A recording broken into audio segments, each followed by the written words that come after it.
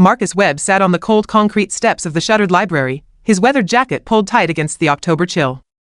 The cardboard sign beside him read, "Veteran anything helps, God bless." His shopping cart held everything he owned, a sleeping bag, some clothes, and a photo album he'd managed to keep through 3 years on the streets, was just finishing the sandwich someone had given him when the police cruiser pulled up. "Sir, we need you to stand up," the officer said, hand resting on his belt. Marcus complied immediately, hands visible. He'd learned that lesson the hard way. "Yes, officer." "Is there a problem?" "We got a call about a robbery 2 blocks from here. Suspect matches your description. Black male, 40s, gray jacket." "Officer, I've been sitting here for the past 3 hours. These people can vouch for me." Marcus gestured to the few pedestrians who quickly looked away and kept walking. "Turn around. Hands behind your back." But I didn't. The cuffs clicked shut. From across the street, James Crawford watched the scene unfold through the tinted windows of his Mercedes. He'd been on a call with his CFO, parked outside his lawyer's office, when he noticed the commotion. James Crawford wasn't just wealthy, he was a self-made titan. At 45, he'd built TechBridge Solutions from a small consulting firm into a billion-dollar enterprise. Forbes had called him one of the most influential black CEOs in America. But before the boardrooms and private jets, James remembered different days. Days when he was young and scared, when police saw a threat instead of a person. He ended his call and stepped out of the car.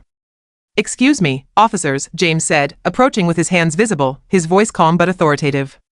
"I've been parked here for the last hour. This man hasn't moved from those steps."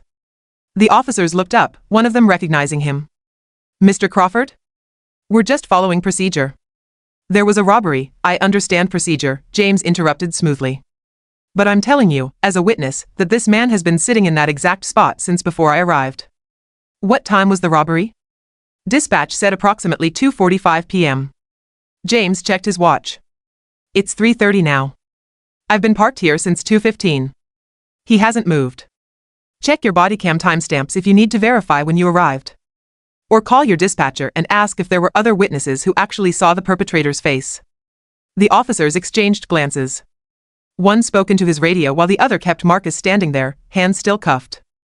"Also," James continued, pulling out his phone, "I've been recording video for a security project. My dashcam may have footage of this entire block for the past hour. Would that be helpful to your investigation?" The second officer returned. "Dispatch says the actual suspect was just apprehended 6 blocks north. Different jacket, different age." Silence. "So you'll be releasing him?" James asked, his tone making it less of a question. The officer uncuffed Marcus without apology. "You're free to go. Sorry for the inconvenience." Marcus rubbed his wrists, saying nothing, his jaw tight. "Wait," James called out as Marcus gathered his cart. "Please." Marcus turned, exhausted and humiliated. "Thank you for what you did back there. I appreciate it. No need to rush off. Have you eaten? Really eaten?" James gestured to a restaurant down the street. "Please. Let me buy you lunch. A real meal." Marcus hesitated, pride warring with hunger. "Why?" "Because I want to," James said simply. "And because that shouldn't have happened to you."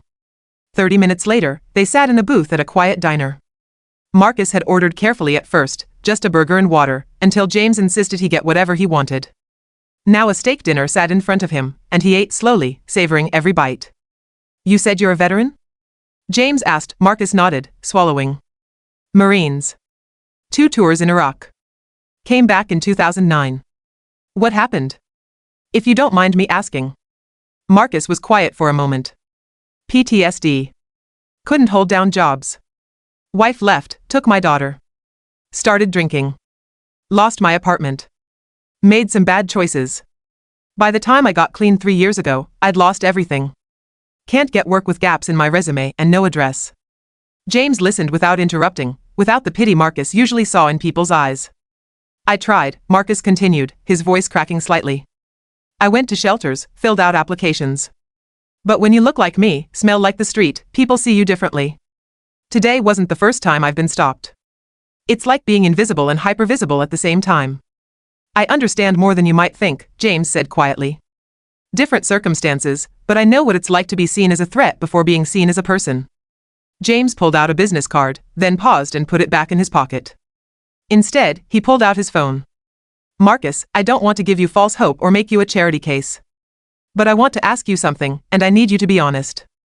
If you had a real chance, a job, a place to stay, a fresh start, would you take it? Would you show up every day and do the work? Marcus met his eyes. I would. Sir, I'd show up every single day. Nobody's given me that chance. James nodded slowly. I run a company called TechBridge Solutions. We have a workforce development program that I started specifically for people who faced barriers to employment, formerly incarcerated folks, people with gaps in their resumes, veterans struggling to transition. It includes housing assistance, job training, and placement. I don't have computer skills, we train for various positions. Maintenance, facilities management, security, logistics, eventually more if you want it. The question isn't what you know now. It's whether you're willing to learn and show up. Marcus's hands trembled slightly. Why are you doing this? Honestly? Because I can. Because I almost went down a different path when I was younger, and someone gave me a chance. Because what I saw today was wrong, and this is something I can actually do about it. James leaned forward. But Marcus, this isn't a handout.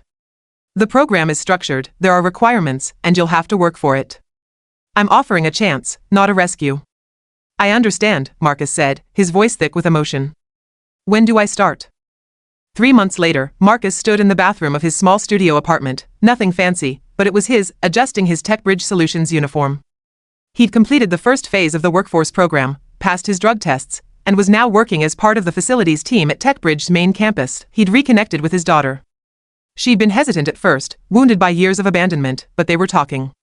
She'd even visited his apartment last weekend. His phone buzzed. A text from James, team meeting at 9 a.m. Wanted you there. We're expanding the program. Marcus smiled. James had remained a presence in his life, not hovering, not rescuing, but checking in. They'd had coffee a few times. James had introduced him to other members of the program, creating a support network of people who understood. At the morning meeting, Marcus sat in the back of the conference room with other program participants. James stood at the front, addressing the broader team. 3 months ago, I witnessed something that reminded me why we do this work, James began. I saw a man being arrested for no reason other than fitting a description. That man, Marcus Webb, is now part of our team. But more importantly, he reminded me that our program isn't just good PR, it's necessary. James gestured to Marcus, who felt everyone's eyes on him. We're expanding the workforce development program. We're doubling our housing assistance budget. And we're partnering with the VA to specifically recruit more veterans. Because talent isn't rare. Opportunity is. After the meeting, Marcus approached James. You didn't have to mention me specifically. Yes, I did, James said. Not to embarrass you, but because your story matters. Because other people need to see that second chances work. And selfishly, because having you on this team makes us better. I still don't understand why you stopped that day. You could have kept driving. James was quiet for a moment. When I was 22, I got stopped by police. I was in a suit, coming from a job interview, but they saw a young black man in a neighborhood they thought I didn't belong in. They had me on the ground, knee in my back. A white woman, I never got her name, she came out of her house yelling that I was her neighbor's son, that she'd known me since I was a kid. Total lie, but it worked. They let me go. He paused. I always wondered what would have happened if she hadn't stopped. So when I saw you that day, I knew I had to be that person for someone else. Marcus stood before a room of new program participants, sharing his story. He was now a peer coordinator in the workforce program, helping others navigate the same journey he'd taken. A year ago, I was sleeping on the street, he told them. Today, I have an apartment, a job, and I'm back in my daughter's life. I'm not telling you it's easy. Some days are hard. Really hard. But if you show up, if you do the work, if you let people help you, this program works. In the back of the room, James watched quietly. His assistant leaned over and whispered, the board wants to know if the program's expansion is sustainable. Show them the retention numbers, James replied. 92%. These aren't charity cases. They're our best workers because they actually understand what's at stake. After the session, Marcus found James. My daughter's graduating high school in the spring. She wants to invite you. I'd be honored, James said. I never properly thanked you for that day. For stopping. For seeing me as a person. James shook his head. You thanked me by showing up every single day since. By proving that all people need is a real chance. You did the work, Marcus. I just opened a door you were ready to walk through. They shook hands, two men from different worlds connected by a moment of injustice that became a catalyst for something better. Outside, the city continued its relentless pace.